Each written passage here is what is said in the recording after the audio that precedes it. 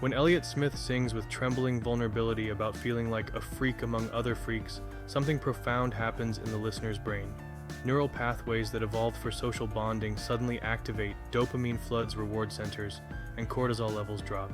We're witnessing the biological foundation of music's therapeutic power, a parasocial relationship that feels startlingly real because our brains process it as genuine social connection. These one-sided psychological bonds with vulnerable artists operate as emotional lifelines for millions seeking validation of their own struggles. When Smith articulates the anxious horror of failed social connection, or when John Lennon confesses to being a loser without ironic distance, they create what researchers call artificial intimacy. It's safer than real relationships, no risk of rejection or abandonment, yet provides genuine psychological relief through emotional validation.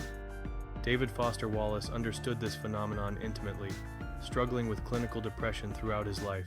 He distinguished between activities that merely chase away loneliness and those that actually treat it. Drugs and loud parties, he argued, make us forget we exist in a one-by-one box of bone no other party can penetrate. But fiction, poetry, and vulnerable music actually counter loneliness by creating empathetic communities where shared recognition of common struggles provides meaningful relief. This is where emotional validation becomes crucial. When artists express difficult emotions with authenticity, they provide external confirmation that listeners' own experiences are legitimate and worthy of attention.